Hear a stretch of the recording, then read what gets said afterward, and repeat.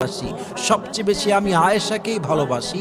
এটার দ্বারা তিনি প্রমাণ করেছেন বউকে ভালোবাসার কথা বলা, বউয়ের প্রতি ভালোবাসাকে এক্সপ্রেস করা, আপনি যে তাকে ভালোবাসেন সবার সামনে সেই ভালোবাসা প্রকাশ করা, এটা কোনো কাপুরুষের কাজ নয়। আরে বীর পুরুষই তার বউকে কলিজা দিয়ে ভালোবাসতে পারে, ঠিক কিনা বলেন? মাথায় রাখবেন, পরনারীতে আসক্ত হয় কাপুরুষ চরিত্রহীন, আর বউ পাগল কিন্তু একমাত্র চরিত্রবান স্বামী হতে পারে। বউ পাগল একজন চরিত্রবান পুরুষই হতে পারে।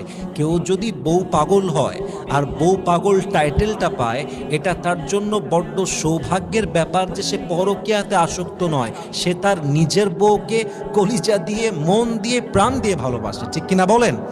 এজন্য please be romantic with your wife. যদি আপনার ওয়াইফ সত্যি ভালো ওয়াইফ হয়, চরিত্রবান হয়, আপনার সঙ্গে অনেস্ট থেকে থাকে, তার প্রতি ভালোবাসা প্রকাশ করতে কখনো অনীহা করবেন না। মাননীয় প্রধানমন্ত্রীর থেকে শেখেন ভালোবাসা প্রকাশ করতে হয় কেমন করে। উনি যে প্রকাশ করেছেন, that is really amazingly appreciated.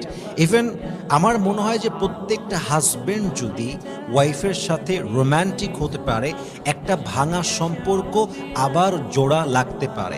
একটা ভালোবাসার লেভেল যেটা 50-এ আছে, ভালোবাসা পেলে এটা 80%, 90%-এ আসতে পারে। মাঝে মাঝে আপনার ওয়াইফকে আপনি শক্ত করে বুকের সঙ্গে জড়িয়ে ধরবেন আর বলবেন, জান, তোমাকে যখন জড়িয়ে ধরি আমার এটা ফিল হয় যে পৃথিবীর কোথাও আমি সেই শান্তি খুঁজে পাই না যা তোমাকে জড়িয়ে ধরলে আমি খুঁজে পাই।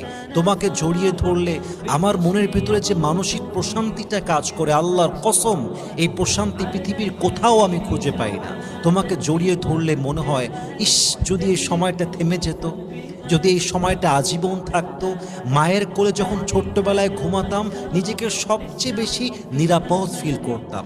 মায়ের পরে তুমি আমার জীবনে সেই নারী যাকে জড়িয়ে ধরলে মনে হয় আমি আমার সবচাইতে নিরাপদ জায়গায় পৌঁছে গিয়েছি। সুবহানাল্লাহ পড়বেন না আপনার সবাই? You have to express your love like this. নিজের ভালোবাসাকে বিভিন্নভাবে প্রকাশ করবেন। মাঝে মাঝে কাজের ফাঁকে ওয়াইফকে একটা মেসেজ দিবেন যে, জান, I miss you so much, তোমাকে আমি অনেক মিস করছি, কাজে আমার মন বসছে না, আমি যে বিদেশে আসছি, অফিসে আসছি, কাজে আসছি, যদি কাজ ছাড়া পেট চলতো, সংসার চলতো, কারেন্টের বিল দেওয়া যেত, টাকা আসতো, আল্লাহর ইবাদত করার পরে আমার জীবনের সবচেয়ে গুরুত্বপূর্ণ কাজ হতো তোমাকে পুরো সময়টা দিয়ে দেওয়া, ঠিক কিনা বলেন?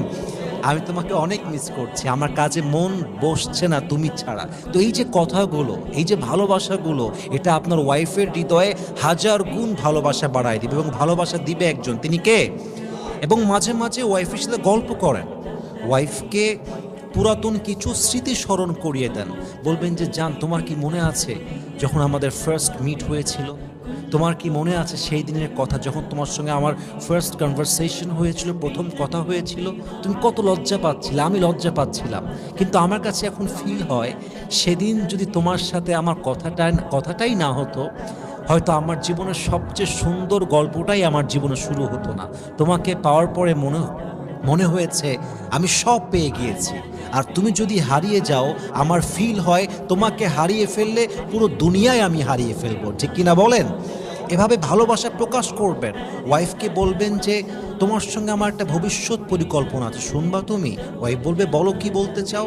আপনি বলবেন, জান, আমার খুব ইচ্ছা একদিন তোমার আমার একটা বাসা হবে, শহরের কোলাহল থেকে বেরিয়ে গিয়ে দূরে এক জায়গায় আমরা বাসা করব।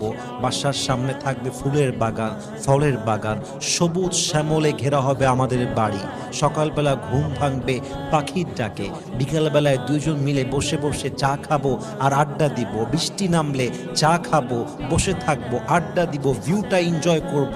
আমি চাই লম্বা কোনো জীবন নয়, আমি চাই ছোট্ট জীবন হবে, তবে জীবনের প্রত্যেকটা মুহূর্ত আমি তোমার সঙ্গেই কাটাবো।